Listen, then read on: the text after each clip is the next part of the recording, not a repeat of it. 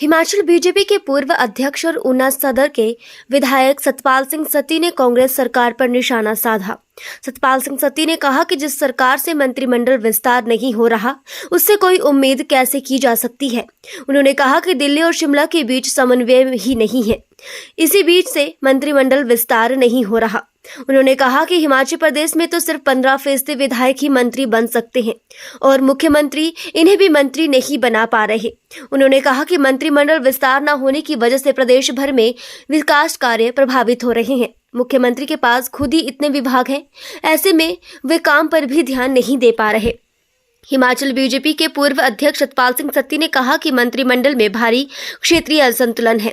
सबसे बड़े जिला कांगड़ा से सिर्फ एक ही मंत्री बनाया गया है, इसके अलावा बिलासपुर से तो कोई मंत्री मिला ही नहीं। उन्होंने कहा कि मंत्रिमंडल विस्तार करना मुख्यमंत्री का अधिकार क्षेत्र है, ऐसे में उन्हें जल्द से जल्द ये काम पूरा कर लेना चाहिए। जिसको कहते हैं कि हटने की तलवार लटकी हुई है, तो मंत्रिमंडल का गठन इनका दिल्ली और हिमाचल का तालमेल ना होने के कारण लटका पड़ा है और अलग अलग जिलों के अंदर हम लोग देखें तो इम्बैलेंस है मंत्रिमंडल में।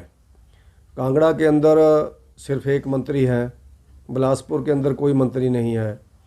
इसी तरह से हिमाचल प्रदेश में जब जब भी हमने देखा है, क्योंकि अब पहले ही मंत्री 15% बनते हैं तो पहले ही राउंड में सब लोगों को बना दिया जाता है, लेकिन आपसी खींचतान होने के कारण, आपसी लड़ाई होने के कारण कांग्रेस पार्टी मंत्रिमंडल का विस्तार नहीं कर सकी है, यानी पूरा नहीं कर सके हैं और 1 साल पूरा होने को है।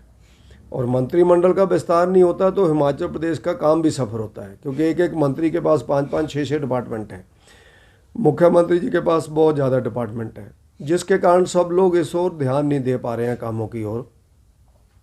तो जो गवर्नमेंट तो मंत्रिमंडल बनाने में ही नाकाम हुई है, तो गारंटियों के मामले में तो क्या इनसे कहा जाए, उस मामले में तो जो सफल हुए ही है। और इसी तरह से हिमाचल प्रदेश के अंदर जो नशे का प्रभाव है वो बहुत ज़्यादा बढ़ रहा है। जो NDPS की इनकी रिपोर्ट है पिछले 1 साल की, जो 7 महीने की रिपोर्ट है, सितंबर तक 1715 केस इनके रजिस्टर्ड हो चुके हैं।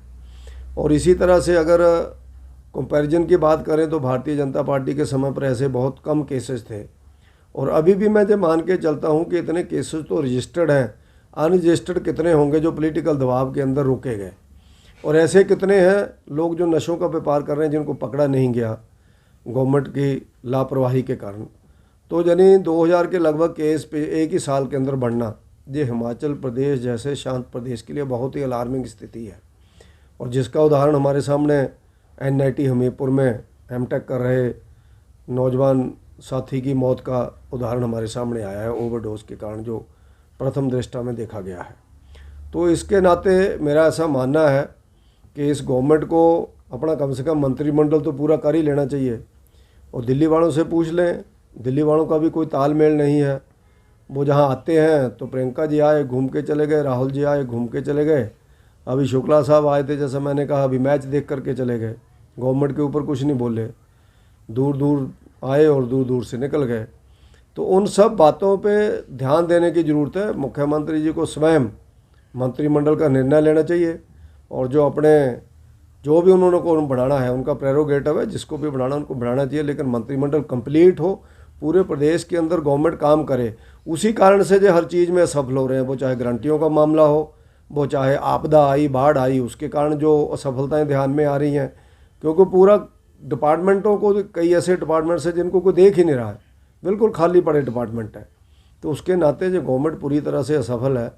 और हिमाचल प्रदेश के अंदर इतनी जल्दी किसी भी गवर्नमेंट का ग्राफ नहीं गिरा होगा जितनी जल्दी इस गवर्नमेंट का 1 साल के अंदर ही ग्राफ गिर गया है। उसका परिणाम, जैसा मैंने कहा, लोकसभा के चुनाव में ध्यान में इनके आएगा, क्योंकि लोकसभा बिल्कुल सिर के ऊपर है और इनके पास कोई भी ऐसे कैंडिडेट नहीं है जिनको जो लोकसभा के चुनाव के अंदर लड़ा सके। तो उसका परिणाम क्या आना है वो आप सब लोग जानते हैं। चारों के चारों सीटें भारतीय जनता पार्टी की झोली में, प्रदेश की जनता के आशीर्वाद से और नरेंद्र मोदी जी के सहयोग से हम लोग 4 सीटें जीतेंगे और हिमाचल से पूरा समर्थन नरेंद्र मोदी जी के पक्ष में दिल्ली में जाएगा।